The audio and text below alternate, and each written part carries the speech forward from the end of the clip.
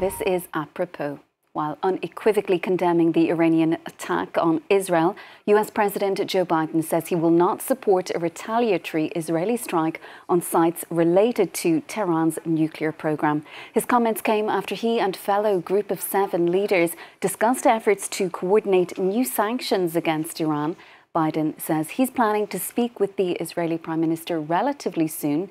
Binyamin Netanyahu, meanwhile, is thought to be weighing up a range of options following his pledge to come down hard on Iran. With more on Israel's reaction, here's Emerald Maxwell. Nothing is left of this building, completely destroyed by one of the many missiles launched Tuesday by Iran on Israel. Luckily, the house was uninhabited and there were no victims. In the suburb of Tel Aviv, locals have come to see for themselves the extent of the damage. We were in the shelter and heard several faraway explosions, but one was a lot louder. It was this one. It fell just next door to us. If it had fallen on our home, I don't know what would have happened. It's a miracle. A few dozen homes in the neighborhood bear marks of the blast. Tuesday evening, scores of Iranian missiles rained down on Israel, from Tel Aviv to Jerusalem. This video shows them in the sky above the Wailing Wall. The Iron Dome intercepted the vast majority, but some did manage to slip through the defences. One person, a Palestinian man in Jericho in the West Bank, was killed. A miraculously low death toll given the scale of the attack. Life ground to a halt in the big cities as Israelis followed the authorities' orders and sought safety in bomb shelters. A climate of terror only accentuated by the attack just minutes earlier in the streets of Tel Aviv. 2 gunmen opened fire on people waiting for a train, killing and injuring several. The attackers were killed. After the fear of Tuesday, the question is whether the escalation can be stopped. That's what Israelis will be asking themselves on Wednesday night as they gather for Rosh Hashanah, the Jewish New Year.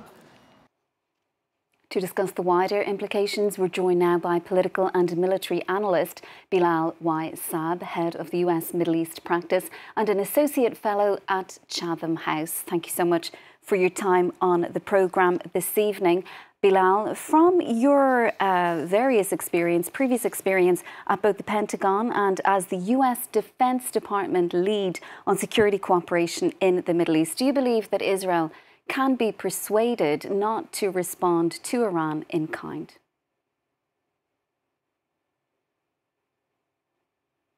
This Prime Minister, frankly, any Israeli Prime Minister, to choose the course of inaction. This is an unprecedented attack. You've never seen an attack by Iran or any other country in the Middle East, obviously, against an urban center inside Israel and precisely in Tel Aviv. So there will be a strike. I think the question is at this point, or we've been there before, right?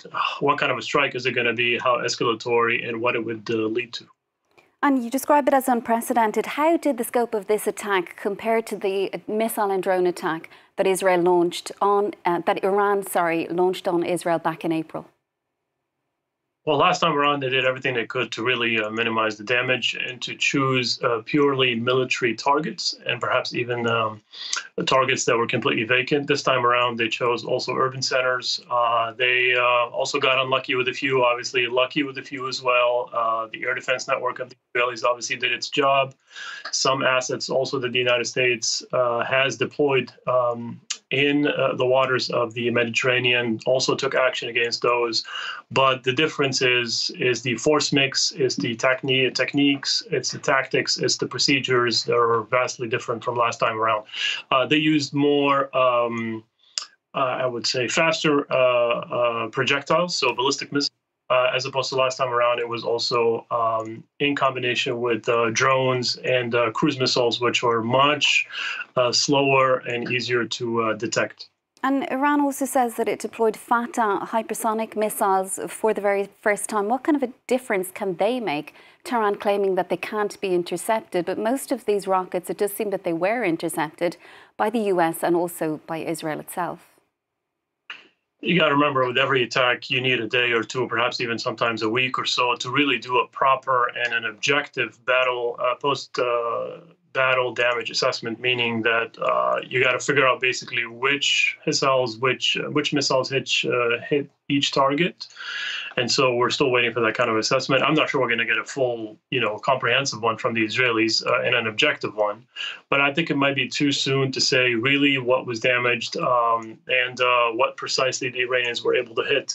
The hypersonic stuff basically means that these are much faster missiles than the regular ballistic missile. Therefore, they're much more difficult to detect and to shoot to kill in Israeli airspace. And can Israel's Iron Dome withstand all attacks, or is it just short-range missiles? How much danger is Israel in? It's not just coming from Iran, it's not just Hamas in Gaza. We also have the Houthis in Yemen and also Shia militia in Iraq and Syria. We shouldn't be just focusing on the Iron Dome. I mean, they've got a pretty multi-layered air defense network that includes also David Sling. And so it's sort of is supposed to be covering the different kinds of missiles that the Iranians have, short range, medium range, and long range. Now, the hypersonic is always going to be a challenge no matter what air defense network that you have, no matter how integrated it is, not only within Israel, but also with the assets of the Americans. So there's no perfect whatsoever air defense network. There are always going to be leaks no matter what.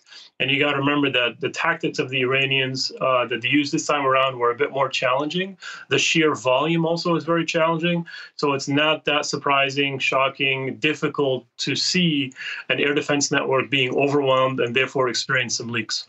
And what about the role that the US is playing in all of this? The Pentagon confirming that US Navy destroyers fired interceptors. Will Washington continue to provide this level of defensive support to Israel, regardless of what happens next? Yeah, so I think there's some kind of a tension now between what the president just said, and I think you covered that in your segment, being that he personally is opposed, President Biden is personally opposed to a retaliatory strike by the Israelis against Iran's nuclear infrastructure. But I'm not sure why he was specific about that. I'm not sure if he was okay with just a retaliatory strike, but just not against the nuclear infrastructure. At the same time, the United States has continued to say that we support Israel no matter what. Its right to self-defense, its fight against Iran and its proxies. And that's precisely why we have forces that are postured in the Middle East precisely to deliver that mission. But I'm not sure how that tension is going to play out down the road. I don't know how sustainable it is for us to continue to increase our posture in the region in order to defend Israel. I mean, for now, it's sort of a tit for tat. Yes, it has escalated. But what if it comes down to a full-fledged open confrontation between the two that is much more direct? At that point, what kind of a military role would we play? What kind of support would we provide? I don't have the answers to those questions because you got to remember the United States' number one priority right now is far away from the Middle East. It's the Indo-Pacific, it's Europe. And so to try to balance between these geopolitical realities, never an easy task, of course. Yeah, and also Joe Biden saying that he's planning on speaking with Binyamin Netanyahu soon. He's been saying that for 24 hours now. There's still no sign that that conversation has actually taken place. So how much influence does Washington realistically have on Israel at this point? Well, my friend, what's your confidence level about our ability to exercise, our pressure against the Israelis? At least mine personally, it's very low. We've been trying to do that for months and months. What is it now? Almost a year, frankly, trying to impose some red lines on the Israelis, try to exercise some leverage on the Israelis. And at every single juncture, the Israelis will do whatever they think is best to their own interest. And we've never really put any constraints, practical constraints on Israeli behavior, starting, of course, with reducing or at least putting on hold U.S. military assistance. At this point, it's more of a expression of concerns, frankly. They're not effective at all. They're not backed up by serious action. And frankly, it's embarrassing. As an American myself, it's embarrassing because, we know who's a senior partner in this relationship, and yet those who seem to be driving this conversation and almost dragging us into a war with the Iranians is the Israelis. And also, Jordan, just speaking of the region a little bit more broadly, it's this evening warning Israel, warning Iran that it will defend itself against any threat. What particular role does Jordan play in all of this? Well, Jordan, of course, is just like any other country worried about the expansion of regional instability. Obviously, they're a vulnerable country, politically speaking, economically speaking as well. They're very close to the entire confrontation, obviously, with the Palestinians. They did play a role, as you remember, last time around by intercepting a number of missiles incoming at Israel. This time around, I'm not sure they played any role, frankly, or any other regional country playing a role in this. This was a much more challenging mission in terms of defense. But the Jordanians are stepping up politically, diplomatically. I mean, you heard what the foreign affairs minister said very eloquently, powerfully at the United Nations when he said, or he just reiterated something, nothing really earth-shattering or new in terms of Arab diplomacy, which is, look, Israelis will guarantee your own safety, your own security, but good God, please accept the two-state solution with the Palestinians. It was a powerful message, but I'm not sure it's going to be really be received by the Israelis at any point. The Israelis seem to be very much focused on seizing this unique opportunity as they see it to hurt their adversaries and perhaps deal them with a mortal blow because the Americans are busy with their presidential election. They see this as a wonderful opportunity for them.